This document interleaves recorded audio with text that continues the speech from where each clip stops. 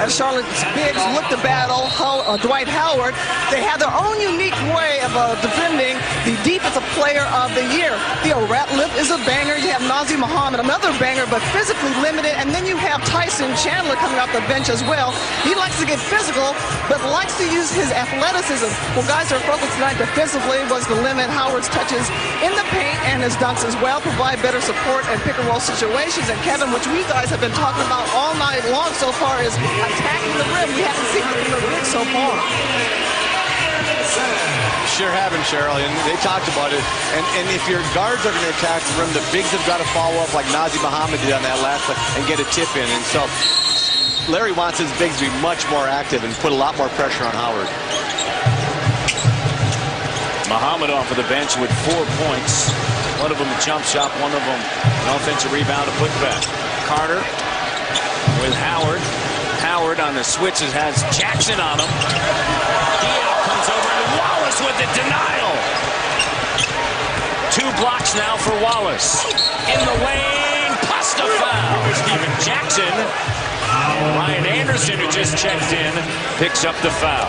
They had switched earlier. They got Steven Jackson. He goes for a steal. Look at everybody come over. Stands him up. Boris Diaw stands him up. And Gerald Wallace drops from the ceiling for that block shot. Boy, was he up there. He can get up there. Oof.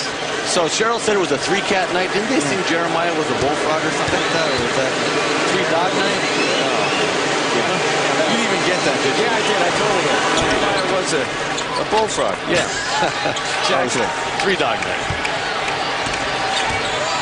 Charlotte scored on their last 4 trips. That was, you know, back in your day, right? Yes. You went to the prom singing and dancing to that. 15, 14, Magic. No comments. And a foul.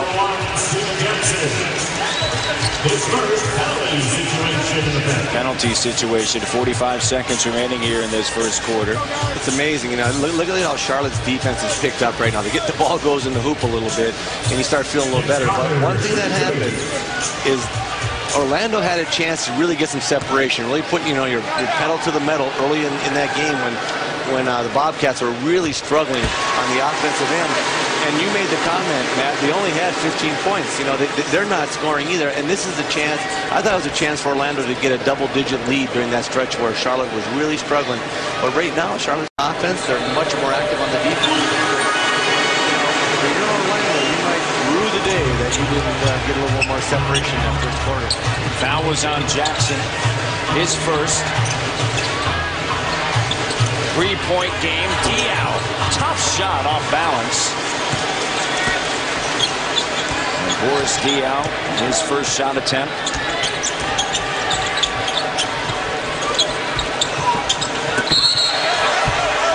Drove it off.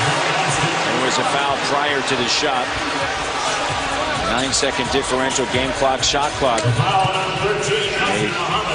tough start for the Charlotte Bobcats, but here they are, down by 3 with 22 seconds remaining. Orlando, 1 of their last 9 from the floor as Howard heads to the free throw line. They trailed 13-3. And as you mentioned, never able to get separation, and Howard now, after making the first 2, has missed now 3 straight free throws. And Michael Petrus checks in, and Carter is out. Carter, 2 points, 2 rebounds, 0-2 from the floor.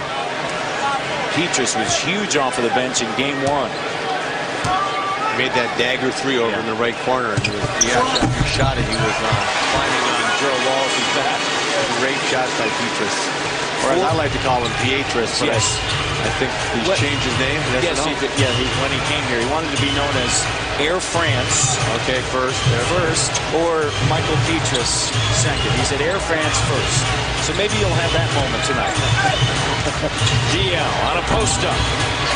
Knocked out. All things considered for Charlotte, down 4. Not bad at all. I tell you, the way they started, I thought maybe Orlando was going to get one of those 15, 18-point leads in the first quarter, but they just kept battling and they wouldn't quit. Ball went in the hoop. They started getting better defensively. It was a 10-point game. It's been trimmed to 4. We go to the second quarter of game 2. and another tough start, but you got to feel pretty fortunate to be down by 4. Yeah, I gave him a hell of a pep talk. I thought we'd be a little bit more relaxed than we were in game 1, but we weren't. Turned the ball over, got hurt on the board a little bit, but we really started to defend late in the quarter, and that got us back in the game. You know, we got to shoot it a little better. We got to figure out a way to get to the free throw line. But, you know, I was happy at least we got out of that quarter without being too far down. All right, thanks a lot, Coach. Matt? Nazim Muhammad on the inside. And a foul on Ryan Anderson, his second. Hard rolled in by Nazi. Oh, Ryan Anderson gets over there a little bit late, and he gets the blocking call.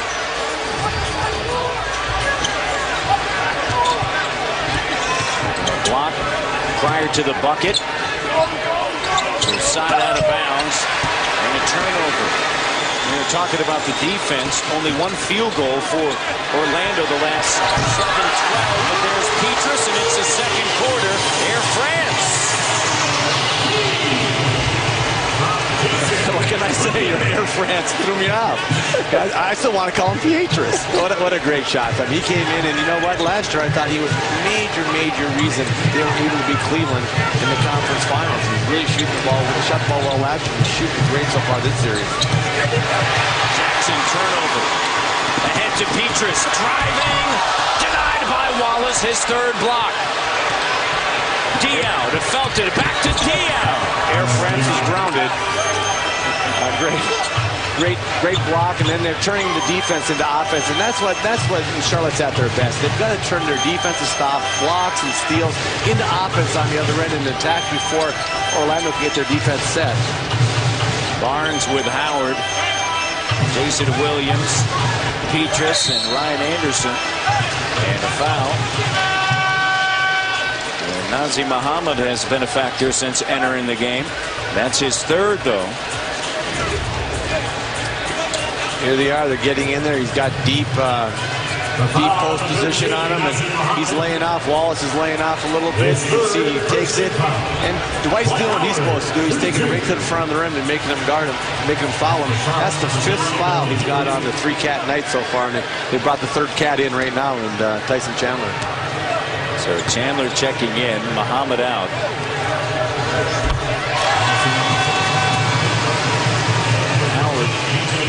Now 3 of 6 from the free throw line.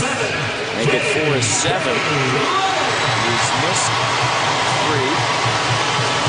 DJ Augustine checks in for Charlotte with Larry Hughes, Diao, Wallace, and Chandler. J.J. Redick on the floor for Orlando.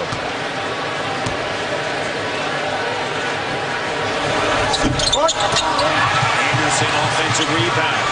Petrus sends it to Williams. Redick, open look. Diao has it knocked away. And it's going to be Orlando basketball.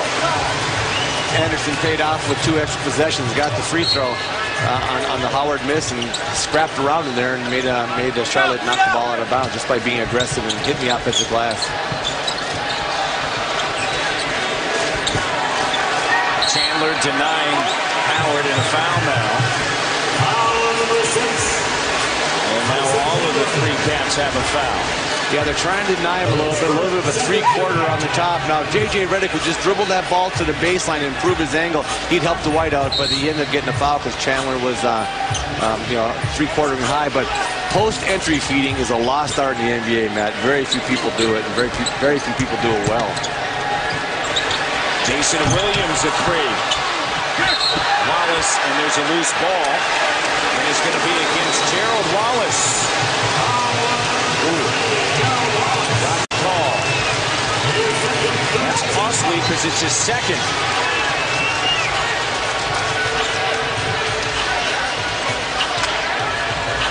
Boy, that's a tough call. I mean, you know, the ball goes up. He does what he does. He does up with 2 hands, gets the ball, and that's a tough call. Steven Jackson at the table. He's going to re-enter the action. Howard, double comes.